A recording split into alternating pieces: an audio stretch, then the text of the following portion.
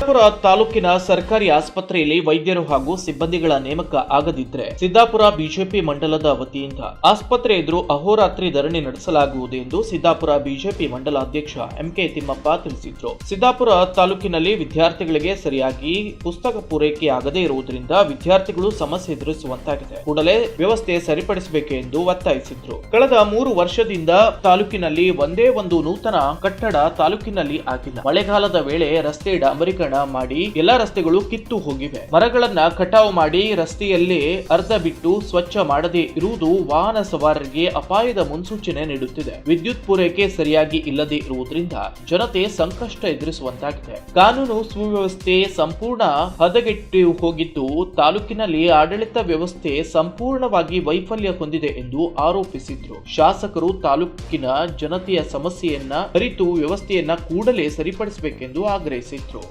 ನೀವು ನಮ್ಮ ತಾಲೂಕಿನ ಪ್ರತಿಯೊಬ್ಬರ ಶಾಸಕರಾಗಿರೋದ್ರಿಂದ ಕೂಡಲೇ ಇವೆಲ್ಲವೂ ಪೋಸ್ಟನ್ನು ತುಂಬಿ ಜನರಿಗೆ ಅನುಕೂಲ ಆಗುವ ರೀತಿಯಲ್ಲಿ ತಾವು ಮಾಡಬೇಕು ಅನ್ನುವಂಥ ವಿನಂತಿಯನ್ನು ಮಾಡ್ತೇವೆ.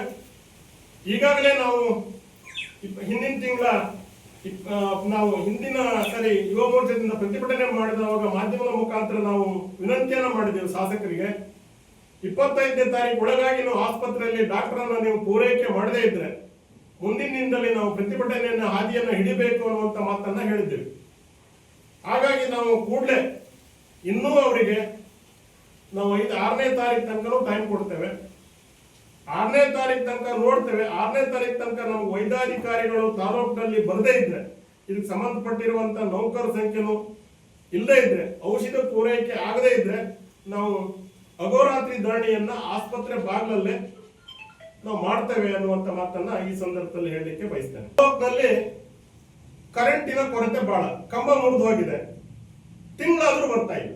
ಈಗ ಬಂದ್ವಿ ಮಾಡ್ತೇವೆ ಅಂತ ಹೇಳ್ತಾರೆ.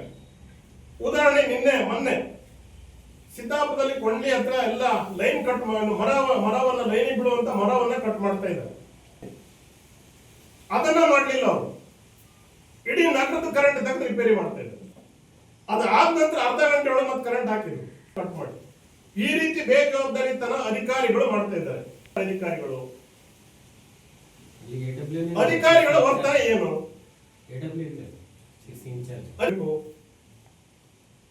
ಇದೆಲ್ಲವನ್ನು ಶಾಸಕರೇ ಜವಾಬ್ದಾರಿ, ಶಾಸಕರು ಹೇಳಬೇಕಾಗ್ತದೆ. ಮಾಡ್ತೇವೆ ಶಾಸಕ ಕೆಲಸ ಮಾಡಿದ್ರೆ ನಾವು ಹೊಗಳ್ತೇವೆ.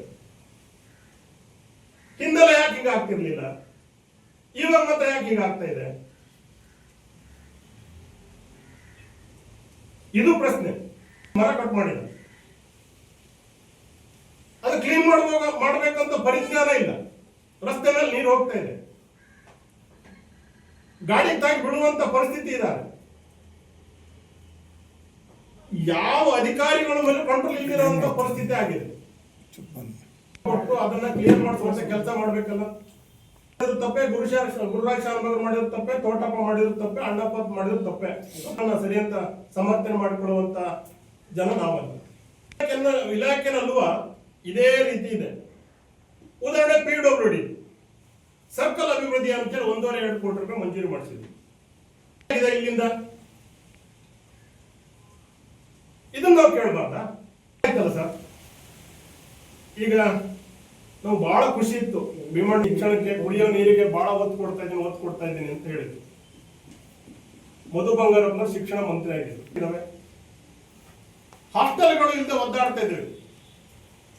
ಅವತ್ತಿಗೆ ಸಾಮಾನ್ಯ ವಿಶ್ವೇಶ್ವರ ಹೆಗಡೆಯವರು ಹಾಸ್ಟೆಲ್ಗಳನ್ನು, ಸಾಕಷ್ಟು ಹಾಸ್ಟೆಲ್ಗಳನ್ನು ತಂದ್ರು. ಒಂದು ಹಾಸ್ಟೆಲ್, ಒಂದು ಹೈಸ್ಕೂಲು, ಒಂದು ಕಾಲೇಜು ಎಷ್ಟೋ ತರುವಂತ ಕೆಲಸ ಹಾಕೋದಾಗಿತ್ತಲ್ಲ.